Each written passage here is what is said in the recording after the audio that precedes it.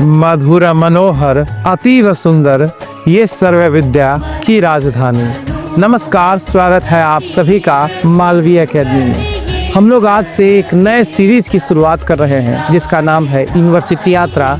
और इसके पहले एपिसोड में हम आज एक ऐसे विश्वविद्यालय के बारे में बात करने वाले हैं जिसका निर्माण केवल एक निर्माण नहीं था, गुलाम भारत के दौर में एक ऐसे क्रांति के रूप में इसकी स्थापना की गई थी जो भारत को सामाजिक, आर्थिक और राजनीतिक रूप से सशक्त बना सके, जो भारत को गुलामी की जंजीरों से वो मुक्त कर सके और पूरी दुनिया में विज्ञान के पक्ष में भी इसका एक नया स्थान दे सके। इस विश्वविद्यालय की स्थापना महामना पंडित मदन मोहन मालवीय जी के दृढ़ संकल्पों से हुई, जिनका परम उद्देश्य था कि भारत में एक ऐसे शैक्षणिक संस्थान हो जो भारत के प्राचीन संस्कृति के साथ साथ आधुनिक विज्ञान को भी एक ही स्थान में धारण करता हो।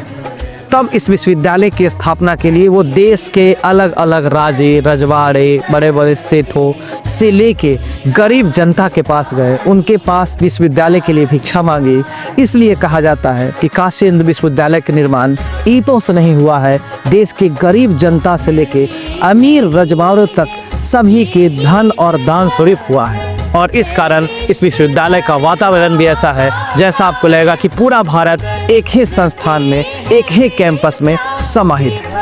काशी हिंदू विश्वविद्यालय अपने आप में पूरे भारत में एक अनोखा विश्वविद्यालय है जहाँ पे जीरो से लेके पीएचडी और पीडीएफ तक की पढ़ाई होती है। यहाँ BA, BSc, BCom, BSc agriculture से लेके आईआईटी मेडिकल के सभी कोर्सों की पढ़ाई होती है। और इसके साथ ही साथ यहाँ एक संकाय है संस्कृत विद्या धर्म विज्ञान संकाय, जहाँ पे धर्म और संस्कृत की भी उच्चतम स्तर की पढ़ाई होती है। यह विश्वविद्यालय अपने आप में एक समग्र है, संपूर्ण है और पूरे विश्व को एक नया मार्गदर्शन करने वाला है। तो अब हम आपको ले चलते हैं इस प्यारे कैंपस के कुछ तस्वीरों की तरफ, जिसमें आपको बनारस हिंदू यूनिवर्सिटी का भव्य द्वार दिख रहा है। इसके साथ ही साथ इसके कुछ तस्वीर और हैं। जो रमणीक तस्वीर आपके सामने इस स्क्रीन पे है। अब हम बेसिक इन्फॉर्मेशन के बारे में एक बार और छोटा सा इंट्रोडक्शन आपको कराएं तो यह यूनिवर्सिटी सेंट्रल यूनिवर्सिटी है जिसकी स्थापना 1916 में पूज्य पंडित मदन मोहन मालवीय जी के द्वारा किया गया था। और यह एशिया का सबसे बड़ा रेसिडेंशियल यूनिवर्सिटी है जहां पे बच्चे उसके कैंपस में रहते हैं। अगर हम बात करें तो बनारस हिंदू यूनिवर्सिटी में नर्सरी से लेके पोस्ट डॉक्टरल फेलोशिप मतलब पीडीएफ तक की पढ़ाई होती है। इसके साथ ही साथ यहाँ पे लगभग हर साल 35,000 बच्चे इनरोल्ड होते हैं और 11,000 बच्चे इसके कैंपस में उपलब्ध होते हैं, वहां पे मौजूद रहते हैं। इसके साथ ही साथ अगर हम बात करेंगे तो 72 हॉस्टल्स के साथ यह एशिया का सबसे बड़ा रेसिडेंशियल यूनिवर्सिटी बना हुआ है। अगर हम इसकी रैंकिंग की बात करें तो NIRF रैंकिंग 2024 में ऑल ओवर इंडिया में इसका स्थान 5वां था। उसके साथ ही साथ NAC के द्वारा ग्रेड A का इसको दर्जा मिला हुआ है। इसके साथ ही साथ कई सारे वर्ल्ड रैंकिंग में भी इसका अपना अनोखा स्थान है और भारत के टॉप यूनिवर्सिटी में बनारस हिंदू यूनिवर्सिटी शुमार है। अब हम चलते हैं अपने यूनिवर्सिटी यात्रा के एक नए पड़ाव की तरफ जिसे हम लोग कहते हैं कोर्स और कैंपस। बनारस हिंदू यूनिवर्सिटी में मेजरली 2 प्रकार के कैंपस हैं, एक मेन कैंपस और दूसरा एफिलिएटेड कॉलेज। मेन कैंपस मतलब जहां पे पढ़ाई बनारस हिंदू यूनिवर्सिटी स्थापित है और वहां पे उसकी पढ़ाई हो रही होती है। एफिलिएटेड कॉलेज मतलब आपका इनरोलमेंट तो बनारस हिंदू यूनिवर्सिटी के नाम पे ही होता है, लेकिन आप किसी कॉलेज में पढ़ रहे होते हैं और उसकी डिग्री जो होती है वो बनारस हिंदू यूनिवर्सिटी की होती है। अगर हम मेन कैंपस की बात करें तो मेन कैंपस में भी इसके 3 पार्ट है। एक तो जिसको FMC कहते हैं जो कि बनारस के ऑब्वियस सी बात है लंका में स्थित है। दूसरा है MMV महिला महाविद्यालय जो कि मेन कैंपस का ही पार्ट है, लेकिन वहाँ पे केवल लड़कियाँ पढ़ रहती हैं और उन्हीं की पढ़ाई होती है। उसके साथ ही साथ एक है राजीव गांधी साउथ कैंपस जो कि मिर्जापुर में बनारस से लगभग 70 किलोमीटर दूर बरकच्छा में स्थित है और ये भी मेन कैंपस का ही पार्ट है, या फिर कह सकते हैं तो बनारस हिंदू यूनिवर्सिटी का एक और कैंपस है। तो यहाँ पे अगर हम बात करें तो FMC में सारे के सारे कोर्सेस उपलब्ध हैं, सारे कोर्सेज की पढ़ाई FMC में होती है। MMV में BA और BSc के कोर्स चल रहे होते हैं और RGSC Rajiv Gandhi south campus में BVOC, BCom ऑनर्स और BSc एग्रीकल्चर की पढ़ाई होती है। अगर हम इसके एफिलिएटेड कॉलेज की बात करेंगे तो बनारस हिंदू यूनिवर्सिटी से टोटल 4 कॉलेज एफिलिएटेड है, जिसमें चारों कॉलेज में 3 कॉलेज केवल लड़कियों के लिए है और 1 कॉलेज में बॉयज और गर्ल्स दोनों पढ़ सकते हैं। मतलब बनारस हिंदू यूनिवर्सिटी लड़कियों को ज़्यादा प्रेफरेंस देता है, लड़कियों के पढ़ाई के लिए अग्रसर है। ये बात तो आपको समझ में आ गई होगी। मतलब हम ये भी कह सकते हैं कि यहाँ पे लड़कियों का सीट ज़्यादा है। तो ये सुन के हमारी परियां तो खुश हो गई होंगी। अब थोड़ा सा और बात करते हैं हम। तो बाबू, एक कैंपस का नाम है बसंत कन्या महाविद्यालय, जहाँ पे BA ऑनर्स का कोर्स चल रहा है। दूसरा है आर्य महिला PG कॉलेज, जहाँ पे BA ऑनर्स और BCom ऑनर्स का कोर्स चलता है। और एक है बसंता कॉलेज फॉर वुमेन, यहाँ पर BA ऑनर्स और BCom ऑनर्स का कोर्स चलता है। ये जो तीनों कॉलेजेस हैं, ये तीनों कॉलेजेस केवल लड़कियों के लिए है। यहाँ पे लड़का या फिर बॉय, लड़का नहीं पढ़ सकता है।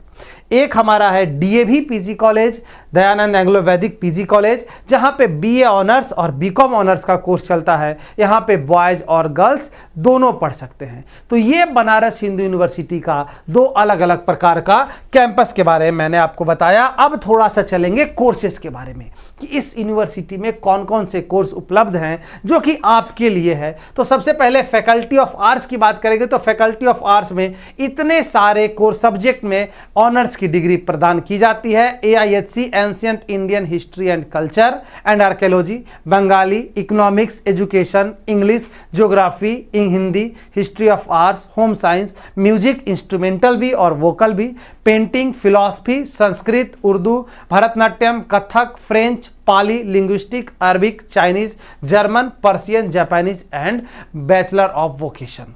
इतने कोर्सेस में यहाँ पर फैकल्टी ऑफ आर्ट्स के तहत ऑनर्स की डिग्री प्रदान की जाती है। अगर हम फैकल्टी ऑफ सोशल साइंस की बात करेंगे तो फैकल्टी ऑफ सोशल साइंस में BA ऑनर्स मिलता है इकोनॉमिक्स में, अर्थशास्त्र में, ज्योग्राफी भूगोल में, हिस्ट्री इतिहास, पॉलिटिकल साइंस राजनीतिक विज्ञान, साइकोलॉजिक मनोविज्ञान और सोशियोलॉजिक समाज विज्ञान में आपको यहाँ पर BA faculty of social science के तहत BA ऑनर्स का कोर्स प्रदान किया जाता है। अगर हम इसके बाद आगे की बात करेंगे तो आगे हमारे यहाँ है institute of science. Institute of science में BSc ऑनर्स की डिग्री प्रदान की जाती है, चाहे वो फिजिक्स केमिस्ट्री बायोलॉजी है तो ऑब्वियस सी बात है बायोलॉजी की BSc की डिग्री, और फिजिक्स केमिस्ट्री मैथ में मैथ्स की BSc की डिग्री प्रदान की जाती है। इसके साथ अगर हम बात करेंगे तो अपना है इंस्टीट्यूट ऑफ एग्रीकल्चर साइंस, यहाँ पर भी BSc एग्रीकल्चर की डिग्री प्रदान की जाती है और इसके तहत एक और कोर्स है BTech in food technology and dairy technology का कोर्स यहाँ पे इंस्टीट्यूट ऑफ एग्रीकल्चर साइंस के तहत चल रहा होता है। और इस बार मतलब CUET 2024 में बनारस हिंदू यूनिवर्सिटी ने 2025 में बनारस हिंदू यूनिवर्सिटी ने 2 नए कोर्स का इंट्रोडक्शन किया है। ये वो कोर्सेज जो हैं वो इंस्टीट्यूट ऑफ मेडिकल साइंस के तहत चलेंगे और इसमें बैचलर ऑफ साइंस की डिग्री मतलब BSc ऑनर्स की डिग्री मिलेगी। एक मेडिकल टेक्नोलॉजी जिसको रेडियोथेरेपी कहते हैं और दूसरा BSc ऑनर्स की डिग्री मिलेगी medical radiology and imaging technology में। तो ये यहाँ पे इंस्टीट्यूट ऑफ मेडिकल साइंस के तहत चलने वाले कोर्सेस हैं। अगर हम आगे बात करेंगे तो फैकल्टी ऑफ कॉमर्स के तहत यहाँ पे 2 कोर्स हैं, एक है BCom ऑनर्स और दूसरा है BCom honours financial market and management का। अगर हम बात करेंगे फैकल्टी ऑफ लॉ तो फैकल्टी ऑफ लॉ के तहत आपको BA LLB ऑनर्स की डिग्री प्रदान की जाती है, इसका कोर्स चलता है। और अगर आगे बात करेंगे तो फैकल्टी ऑफ संस्कृत विद्या धर्म विज्ञान संकाय के तहत शास्त्रीय ऑनर्स की डिग्री मिलती है, शास्त्रीय ऑनर्स के यहाँ पे कोर्स चल रहे होते हैं। फैकल्टी ऑफ विजुअल आर्ट्स के तहत बैचलर ऑफ फाइन आर्ट का यहाँ पे कोर्स चल रहा होता है। फैकल्टी ऑफ परफॉर्मेंस आर्ट्स के तहत bachelor in performing arts in vocal music and instrumental music in dance का यहाँ पे कोर्स चल रहा होता है। मतलब इसका बैचलर का डिग्री आपका यहाँ पे प्रदान किया जाएगा। तो ये इतने कोर्सेस जो हैं वो बनारस हिंदू यूनिवर्सिटी अपने यहाँ चला रहा है, जिसके लिए आप एलिजिबल हैं या नहीं है वो सब्जेक्ट के ऊपर डिपेंड करने वाला है। ठीक, जिसमें मैंने आपको बताया भी है कि आप जिसका पेपर दिए हैं इसके पहले पेपर आप देने से पहले इन सब सारे बातों को आपको पता होना चाहिए कि हाँ यहाँ पे किसका कोर्स है, लेकिन नहीं भी पता है तो ये मैंने आपको बता दिया। अब हम बात करेंगे थोड़ा सा चेंज के बारे में, क्योंकि आपको पता है कि भारत में न्यू एजुकेशन पॉलिसी आ चुकी है 2020 का, लेकिन बनारस हिंदू यूनिवर्सिटी भी न्यू एजुकेशन पॉलिसी के तहत काम कर रहा है, लेकिन कुछ इसके कोर्सेस हैं जो कि इस पॉलिसी के तहत अभी नहीं लाए गए हैं। तो उसमें जो कोर्स है उसका कोर्स कोड आपके सामने ये लिखा हुआ है। उस कोर्स का नाम है बीएससी ऑनर्स इन एग्रीकल्चर, मतलब बीएससी एग्रीकल्चर का कोर्स यहाँ पर न्यू एजुकेशन पॉलिसी के तहत नहीं है। और इसके तहत नहीं है, इसका अर्थ क्या हुआ कि यहाँ पर बीएससी एग्रीकल्चर का कोर्स 4 साल का है और ये टोटल 8 सेमेस्टर यहाँ पे रहेगा। अगर हम बात करेंगे तो bachelor of arts and bachelor of legislative law, मतलब बीए एलएलबी ऑनर्स का कोर्स भी एनईपी के तहत नहीं है, जिसका 5 साल का कोर्स है। 10 सेमेस्टर यहाँ पर आपसे 10 सेमेस्टर आपको यहाँ पे देना पड़ेगा। उसके बाद BSc honours in medical technology, जो कि नया कोर्स इंट्रोड्यूस किया गया है, ये भी एनईपी के तहत नहीं है, 4 साल और 8 सेमेस्टर का कोर्स है। अगर हम बात करेंगे BSc honours in medical radiology and imaging technology, तो ये भी 4 साल और 8 सेमेस्टर का कोर्स है। बैचलर ऑफ वोकेशन 3 साल और 6 सेमेस्टर का कोर्स है। अगर हम बात करेंगे bachelor of technology in food, मतलब बीटेक फूड टेक्नोलॉजी और बीटेक डेयरी टेक्नोलॉजी, ये भी न्यू एजुकेशन पॉलिसी के तहत अभी नहीं आया है। और ये दोनों कोर्स 4-4 साल और 8 सेमेस्टर का है। आपको पता है कि जो दोनों कोर्सेस है आपके यहाँ इंस्टीट्यूट ऑफ एग्रीकल्चर साइंस में चल रहे हैं, ये ऑब्वियस सी बात है फैकल्टी ऑफ आर्ट्स का कोर्स है। ये आपको पता है कि आपके सामने इंस्टीट्यूट ऑफ मेडिकल साइंस के कोर्सेस हैं, ये आपको पता है बीएलएलबी अपना फैकल्टी ऑफ लॉ के तहत है, और ये बीएससी एग्रीकल्चर के इंस्टीट्यूट के तहत ये कोर्स चल रहा होता है। लेकिन बाकी कोर्सेस जो भी चुके हैं वो सारे कोर्सेस एनईपी के तहत आ गए हैं, मतलब न्यू एजुकेशन पॉलिसी के तहत आ गए हैं, जिसके बारे में मैं आपको डिटेल से बताता हूं कि जैसे एनईपी के तहत जो इस बार बीए ऑनर्स का कोर्स है, अब वो 4 साल का कोर्स हो चुका है और 8 सेमेस्टर इसमें आपको करना होगा। पहले बीए ऑनर्स का कोर्स 3 साल का होता था, लेकिन अब एनईपी के तहत उसे 4 साल का कर दिया गया है। और इसके पीछे का मंशा ये है कि आप 4 साल में ही रिसर्च के लिए भी एलिजिबल हो जाओ, मतलब मास्टर डिग्री आपको प्रदान कर दिया जाए। इसका भी एक उद्देश्य ये है। लेकिन आपको हम बता दें कि बनारस हिंदू यूनिवर्सिटी ऐसा कहा है कि जो 4 साल का बीए का कोर्स है वो सारे बच्चे नहीं कर सकते हैं। ध्यान से बात को समझिएगा। 3 साल का ऑनर्स तो ऑब्वियस सी बात है सबको जेन्युइन करना है। तो जो 3 साल में अगर जो बीए कर रहा है या फिर बीएससी कर रहा है या फिर ग्रेजुएशन का कोई भी कोर्स है, वो सिंपल ग्रेजुएशन कहा जाता है। लेकिन अगर आप 4 साल में उसको कर रहे होते हैं, 4 साल का जो कोर्स आप पूरा करते हैं, उसको ग्रेजुएशन विथ रिसर्च का नाम दिया गया है। और टॉप 10% बच्चे ही जो 3 साल तक के मार्क्स होते हैं उसके आधार पर उसका आगे का प्रमोशन किया जाएगा 4थे साल में। उसमें टॉप 10% बच्चे ही भाग ले सकते हैं जिनका 7.5 सीजीपीए से ज़्यादा मार्क्स है। मतलब आपको अगर 4 साल का बीए ऑनर्स करना है तो आपको अपने सेमेस्टर के मार्क्स पे भी ध्यान देना होगा। ये तो बात रही एनईपी की। अब थोड़ा सा हम अपने कोर्स के ऊपर चर्चा कर लेते हैं। तो बीए ऑनर्स का कोर्स 4 साल और 8 सेमेस्टर का हो चुका है। बैचलर ऑफ कॉमर्स मतलब बीकॉम ऑनर्स भी और बीकॉम फाइनेंशियल मार्केट मैनेजमेंट का कोर्स भी 4 साल और 8 सेमेस्टर का हो चुका है। बैचलर इन परफॉर्मिंग आर्ट्स का कोर्स भी 4 साल 8 सेमेस्टर का। बैचलर ऑफ फाइन आर्ट्स 4 साल 8 semester. Bachelor of science honours मतलब पीसीबी या फिर पीसीएम, मैथ ऑनर्स करिए, चाहे बायोलॉजी ऑनर्स करिए, चाहे शास्त्रीय ऑनर्स, ये सारे जो आपके सामने कोर्सेस हैं, ये सारे कोर्सेस 4 साल और 8 सेमेस्टर के हो चुके हैं। अब ये सारे कोर्स के बारे में तो मैंने आपको बता दिया, लेकिन इन सारे कोर्स में एडमिशन लेने का प्रोसेस क्या होगा, इसके बारे में जानना सबसे ज़रूरी है। तो आपने CUET 2025 का एग्ज़ाम दिया होगा। एग्ज़ाम के बाद अब मार्क्स आपका आएगा और मार्क्स के बाद एक प्रक्रिया होती है यूनिवर्सिटी में रजिस्ट्रेशन की और उसके बाद काउंसलिंग की। तो काउंसलिंग की प्रक्रिया एडमिशन के लिए सबसे महत्वपूर्ण पड़ाव है। तो महत्वपूर्ण पड़ाव के बारे में थोड़ा सा आपके सामने हम डिस्कस करते हैं। बाकी काउंसलिंग के बारे में डिटेल से अलग वीडियो बनाया जा चुका है कि बीएचयू की काउंसलिंग प्रोसेस है क्या, वहाँ पे काउंसलिंग आपको कैसे कराना है। लेकिन चूंकि यहाँ पर हम बीएचयू के बारे में बता रहे हैं तो यहाँ पर भी बताना थोड़ा सा जरूरी है। तो ध्यान से बात को समझिएगा।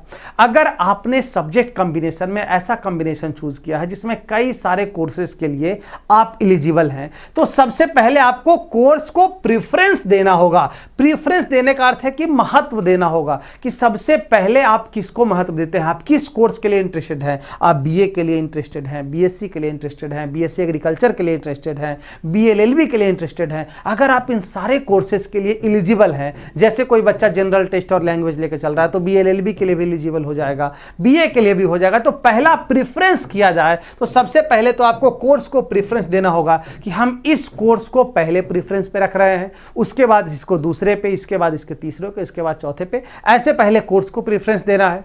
उसके बाद हमको प्रेफरेंस देना है, उसके बाद हम आएंगे सब्जेक्ट पे कि उसमें किस सब्जेक्ट को हमें प्रेफरेंस देना है। जैसे आपको पता है कि ऑब्वियस सी बात है, जब आप आर्ट्स की तरफ जाएंगे, सोशल साइंस की तरफ जाएंगे तो आपको कई सारे सब्जेक्ट मिलेंगे, उसमें आप किस सब्जेक्ट को ज़्यादा प्रेफरेंस दे रहे हैं ये आपको ध्यान से वहाँ पे रखना होगा। तो उसके बाद आपको सब्जेक्ट को प्रेफरेंस के अनुसार सजाना होगा।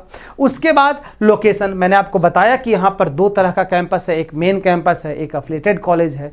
तो आप इसमें किसे प्रेफरेंस देना चाहेंगे, तो आमतौर पर सारे बच्चे पहले मेन कैंपस को ही प्रेफरेंस देते हैं, जिसको एफएमसी कहा जाता है। लड़कियां एफएमसी और एमएमवी में किसी को भी प्रेफरेंस दे सकती हैं, कोई बड़ी बात उनके लिए नहीं है, दोनों मेन कैंपस का ही पार्ट है। लेकिन एमएमवी में केवल लड़कियां रहती हैं और एफएमसी में कोएड एजुकेशन है, तो लड़के और लड़कियां एक साथ पढ़ते हैं। तो उसके बाद आपको लोकेशन देना होगा कि हाँ, आप सबसे पहले एफएमसी को लोकेट कर रहे हैं कि हमें सबसे पहला एफएमसी मिले, फिर एमएमवी मिले, फिर लड़कियां हैं तो एएमपीजी को रखेंगे, वीसीडब्ल्यू को रखेंगे, वीकेएम को रखेंगे, फिर डीएवी पीजी को रखेंगे। लड़के हैं तो सबसे पहले एफएमसी रखेंगे, फिर डीएवी रखेंगे। तो आपको लोकेशन को प्रेफरेंस देना होगा। और सबसे लास्ट में आपको बात करना होगा टाइप्स ऑफ सीट की। तो बीएचयू में टोटल दो प्रकार के सीट होते हैं, एक होता है रेगुलर सीट और दूसरा होता है पेड सीट। इसके बारे में भी अलग से वीडियो जा चुका है, आप डिटेल से समझेंगे। रेगुलर सीट क्या है कि अगर आप काउंसलिंग प्रोसेस में भाग लेते हैं, आपका मार्क्स अच्छा है, अगर आप जो सब्जेक्ट चूज किए हैं प्रेफरेंस के अनुसार, तो अगर आप उसके एलिजिबिलिटी में आ जाते हैं बाबू, उसके अगर क्राइटेरिया में आ जाते हैं, तो आपको सीट ऑफर कर दिया जाएगा। तो जो रेगुलर फी है वही फी आपको लगेगा। लेकिन अगर ऐसा है कि आपका मार्क्स कम है, ठीक, तो बीएचयू कुछ ऐसे बच्चों के लिए जिनका मार्क्स कम है तो अपना 10% अलग से एक्स्ट्रा सीट ऐड करता है, जिसको पेड सीट कहा जाता है।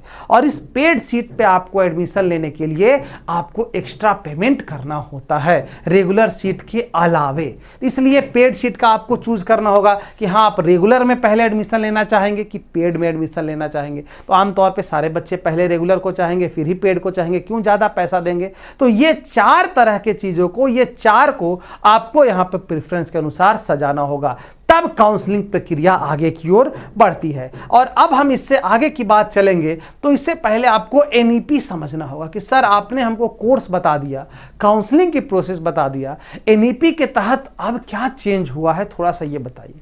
तो पहले के प्रोसेस में क्या था, पहले केवल किसी सब्जेक्ट में ऑनर्स लेना है तो आपको उस सब्जेक्ट का प्रेफरेंस डाल देना होता था, बाकी कोई सब्जेक्ट आपको मिल जाता था। लेकिन एनईपी के तहत बदलाव किया गया। एनईपी में कोर्सेज को दो भाग में बांट दिए गए, सब्जेक्ट को, मेजर सब्जेक्ट और माइनर सब्जेक्ट। तो अब आपको क्या करना है कि पहले मेजर सब्जेक्ट को काउंसलिंग के समय चूज कर लेना है। क्या? एक मेजर सब्जेक्ट और एक माइनर सब्जेक्ट को आपको चूज करना है। मेजर सब्जेक्ट ही आपका ऑनर्स का सब्जेक्ट रहेगा, आपको यही समझना है।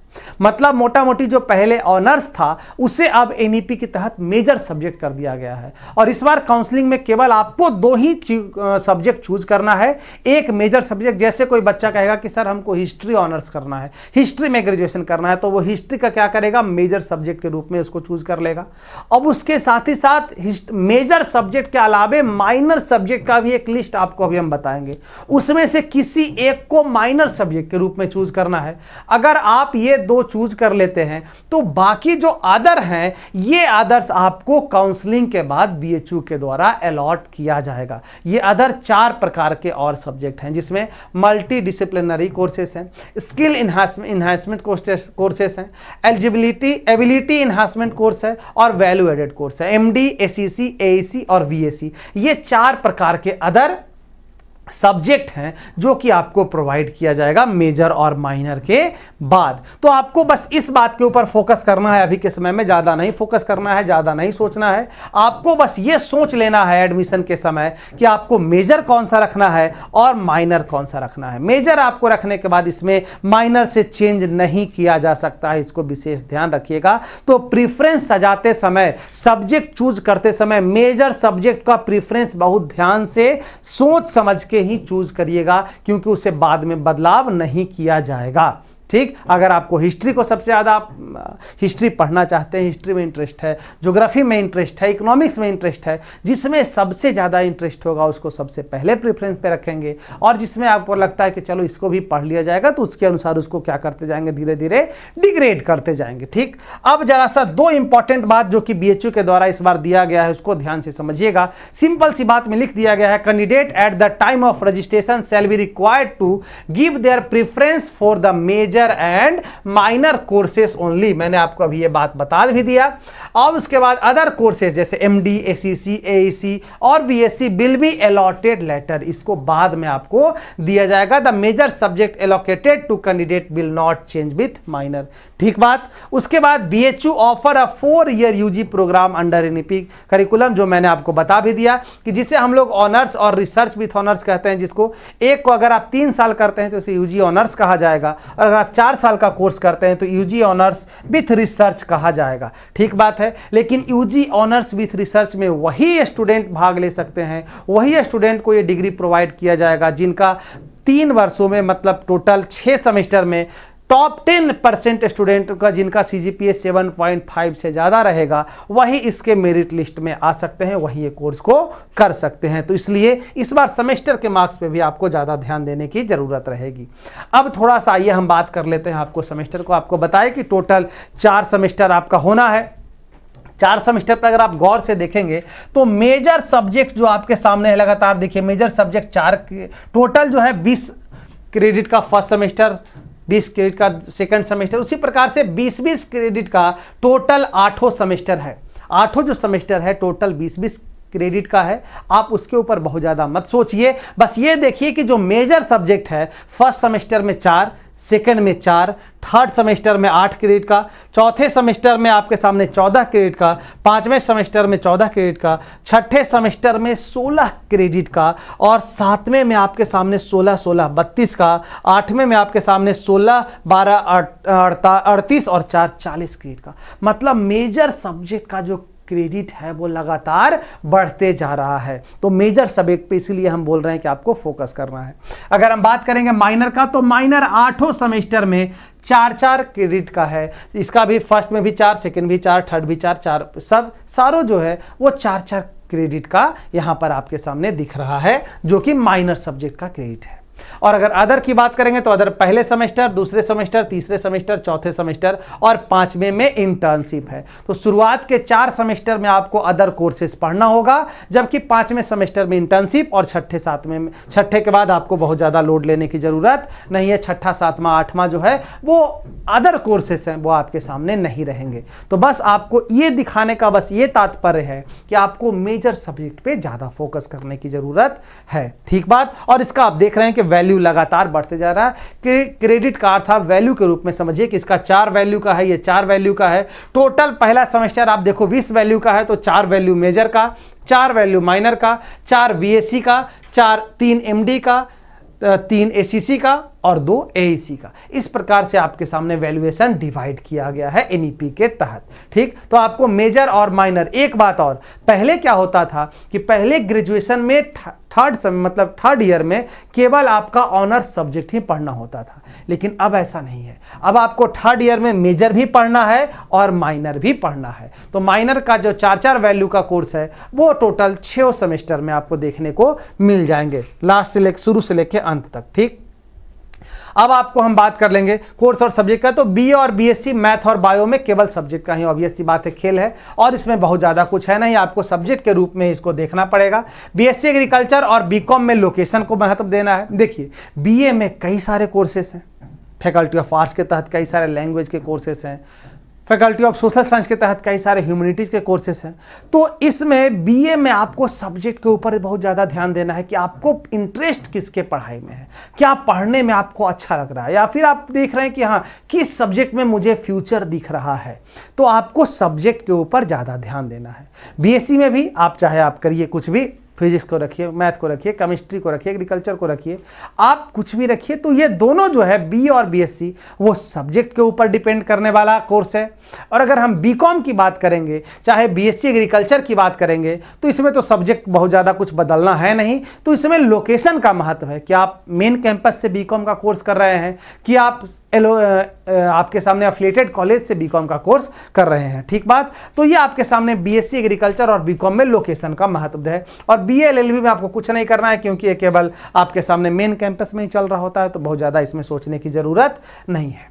अब आइए जरा सा हम बीए की बात करें। तो बीए में बीएचयू में कौन कौन से कोर्सेस अवेलेबल हैं, तो मैंने आपके साथ बताया भी है कि फैकल्टी ऑफ आर्ट्स में इतने सारे कोर्स हैं, फैकल्टी ऑफ सोशल साइंस में ये कोर्सेस हैं।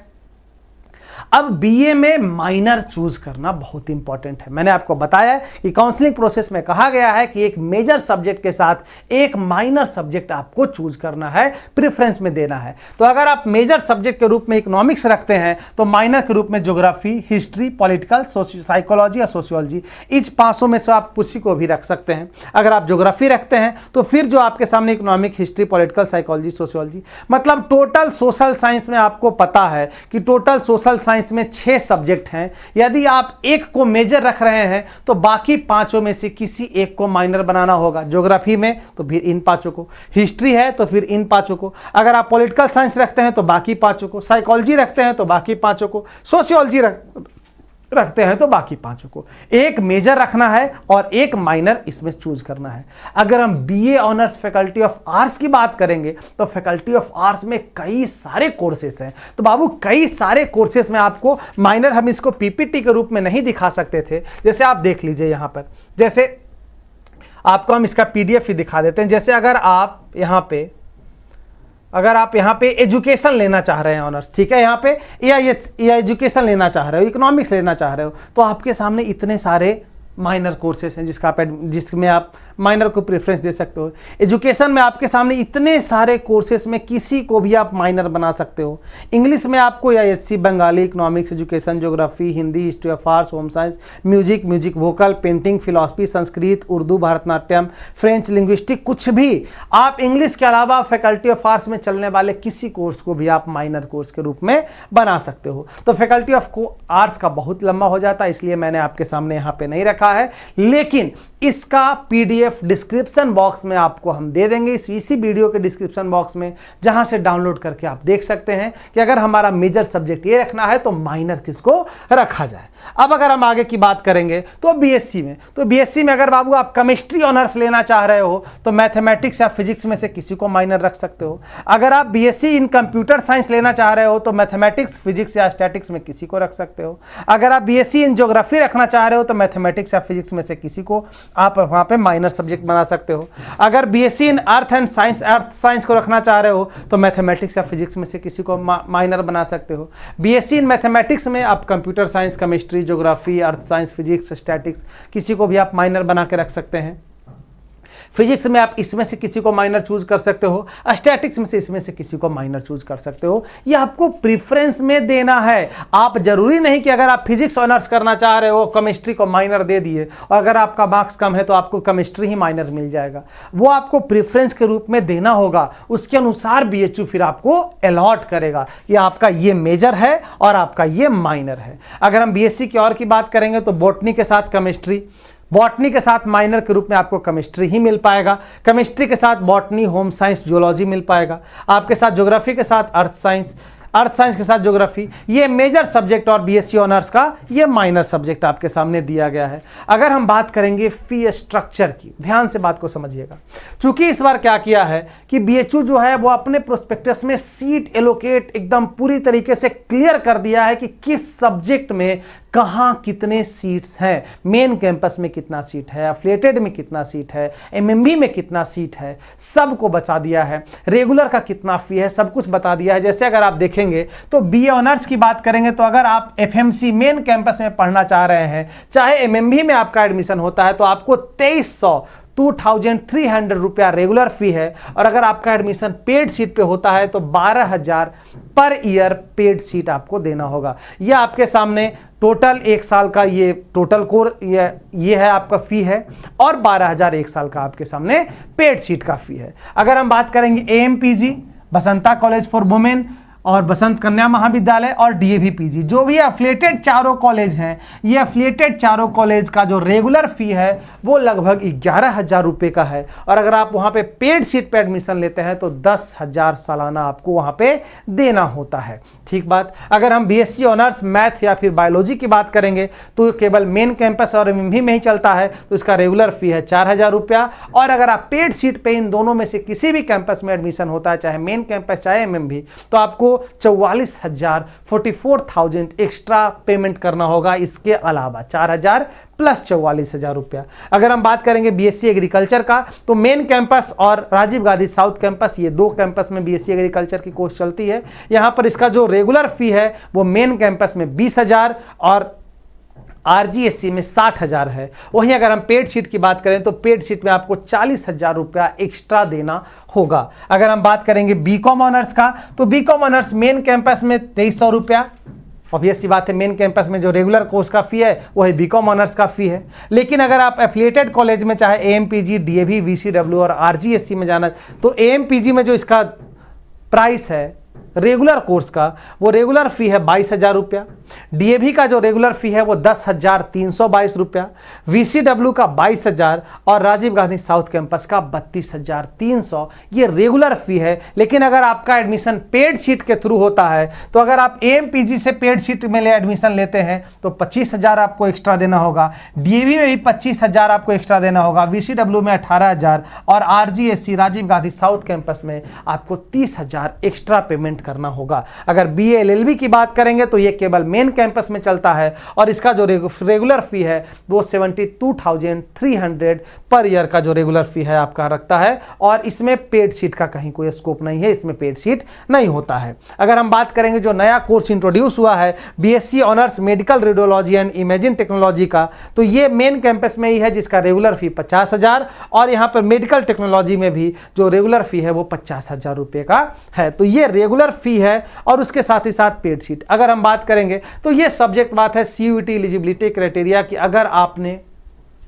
पेपर दिया है तो आपको ऑब्वियसली पता होना चाहिए कि किस कोर्स के लिए आप एलिजिबल हैं। जैसे अगर आपने लैंग्वेज इंग्लिश और हिंदी में से कोई और जनरल टेस्ट दिया है तो आप बीए ऑनर्स के लिए एलिजिबल हैं। बीएससी मैथमेटिक्स ग्रुप के लिए फिजिक्स केमिस्ट्री मैथ का आपको यहाँ पे मार्क्स जोड़ा जाएगा। अगर बीएससी बायोलॉजी में एडमिशन लेना चाहते हैं तो बायोलॉजी, फिजिक्स और केमिस्ट्री का मार्क्स यहाँ पे ऐड किया जाएगा। मतलब बीएचयू जो मेरिट लिस्ट बनाएगा वो इसके आधार पर अपना मेरिट लिस्ट तैयार करेगा। ठीक। अगर हम बीएससी एग्रीकल्चर की बात करेंगे तो इसके लिए 3 अलग अलग सब्जेक्ट कॉम्बिनेशन दिया गया है, फिजिक्स केमिस्ट्री मैथ का या फिर फिजिक्स केमिस्ट्री बायोलॉजी का या फिर केमिस्ट्री बायोलॉजी और एग्रीकल्चर का। ये तीनों में से किसी एक का अगर आप चूज किए हैं तो आप वहां पे भरेंगे कि हमने इसी सब्जेक्ट का चूज किया है, तो आपको उसके आधार पर ये 3 अलग अलग आधार पे मेरिट लिस्ट तैयार किया जाएगा। अगर हम बात करेंगे कि BSc honours in medical technology radiotherapy, इसके लिए भी 2 आपके सामने अलग अलग सब्जेक्ट कॉम्बिनेशन दिया गया है जिसके आधार पर मेरिट लिस्ट बनाएगा, फिजिक्स केमिस्ट्री मैथ या फिर physics chemistry biology. Same condition अगर आपके सामने है BSc honours in medical radiology और इमेजिंग टेक्नोलॉजी का, तो फिजिक्स केमिस्ट्री बायोलॉजी के आधार पर इसका मेरिट लिस्ट तैयार किया जाएगा। BTech in data technology physics chemistry mathematics, BTech in food technology physics chemistry mathematics, BCom honours या फिर BCom honours financial market management FMM, तो इसके लिए जो मेरिट लिस्ट तैयार किया जाएगा वो जीएटी, बीएसटी और अकाउंटेंसी के मार्क्स को ऐड करके यहाँ पर इसका मेरिट लिस्ट तैयार होगा। अगर बीएलएलबी की बात करें तो केवल लैंग्वेज हिंदी या फिर इंग्लिश और जीएटी जनरल टेस्ट, मतलब जो बीए ऑनर्स का एलिजिबिलिटी क्राइटेरिया है यही क्राइटेरिया आपके सामने बीएलएलबी का है। तो बीए और बीएलएलबी का सेम सब्जेक्ट कॉम्बिनेशन है, इसलिए प्रेफरेंस में आप किसको पहले रखेंगे इस बात का बहुत ज़्यादा मायने रहेगा। ठीक बात। अगर बीएफए की बात करेंगे तो इसका सब्जेक्ट क्राइटेरिया आपके सामने है, subject test fine arts, visual arts, उसके साथ ही साथ the final admission merit of this course will have both CUET UG and practical exam. तो आपको डायरेक्ट इसमें एडमिशन आपको fine arts, bachelor in fine arts अगर आप करना चाहते हैं तो केवल सीयूटी के मार्क्स के आधार पर एडमिशन नहीं होगा, यहाँ पे आने के बाद आपका प्रैक्टिकल भी एक होगा और प्रैक्टिकल के आधार पर यहाँ पे एडमिशन आपसे होगा। उसी प्रकार से वोकेशनल म्यूजिक और इंस्ट्रूमेंटल म्यूजिक का सब्जेक्ट क्राइटेरिया दिया गया है, शास्त्रीय का सब्जेक्ट संस्कृत से, विवॉक का आपके सामने दिया गया है, इंस्ट्रूमेंटल का दिया गया है, टूरिज्म का दिया गया है, सारे सब्जेक्ट का अपना अपना दिया गया है, जिसका डिस्क्रिप्शन में पीडीएफ दे दिया जाएगा, जरूर उसको डाउनलोड करके देख लीजिएगा। अगर हम आगे की बात करेंगे कि यहाँ पर सर एडमिशन हो जाता है तो रहा कैसे जाएगा, वहाँ का इन्वायरमेंट कैसा है, ये बताइए। जो कि हमने आपको बताया था कि अपने यूनिवर्सिटी के यात्रा के थर्ड पड़ाव में, तीसरे पार्ट में मैं इसका जिक्र करूंगा। तो मैंने आपको पहले ही बताया कि इस यूनिवर्सिटी में लगभग 72 हॉस्टल्स हैं, 72 हॉस्टल्स हैं, जहां पे लड़के और लड़कियां रहते हैं अलग अलग। उनके हॉस्टल्स के नाम आपके सामने दिया गया है कि कौन सा हॉस्टल किस इंस्टीट्यूट या फिर फैकल्टी का है। जैसे देखिए, बाल गंगाधर तिलक हॉस्टल एग्रीकल्चर का है, श्री राधाकृष्णन हॉस्टल जो है एग्रीकल्चर का है, बिरला हॉस्टल, बिरला ए, बिरला बी और बिरला सी आर्ट्स का है, लाल बहादुर शास्त्री भी आर्ट्स का है, गुरुटू कॉमर्स का है, AB hostel Annie Besant hostel Kamachha में है, वो एजुकेशन का है। उसी प्रकार से B R Ambedkar hostel law का है, भगवान दास लॉ का है, चाणक्य हॉस्टल मैनेजमेंट का है, रेवा कोठी जो है परफॉर्मिंग आर्ट्स का है, जो कि गंगा नदी के तट पे है। रीवा कोठी बीएचयू का एक ऐसा हॉस्टल है जो कि बीएचयू के मेन कैंपस में नहीं होकर बाहर है और ये गंगा नदी के तट पे है ना, वहाँ से आप डायरेक्ट गंगा नदी को देख सकते हैं। तो रीवा कोठी हॉस्टल है जो कि परफॉर्मिंग आर्ट्स वाले का है। और जो फी है आपके सामने दिया गया है 4875, सेमेस्टर वाइज फी आपके सामने लिखा गया है, एक सेमेस्टर का ये फीस है 4875। ठीक बात। ये आपके सामने बॉयज हॉस्टल फैसिलिटी आपके सामने दिया गया है। ये आपके सामने हॉस्टल्स है आरजीएससी में, अरावली, हिमगिरी, न्यू ब्याज, शिवालिक, भाभा हॉस्टल ब्रोचा साइंस के लिए है। अगर हम गर्ल्स हॉस्टल की बात करें तो गर्ल्स हॉस्टल का भी सेम कंडीशन है।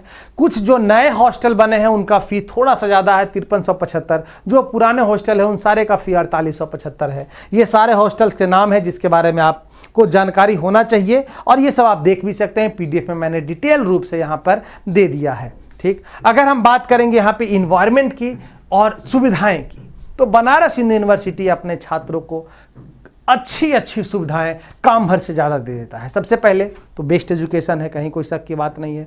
अच्छे टीचर हैं, अगर आप पढ़ना चाहें तो पढ़ सकते हैं।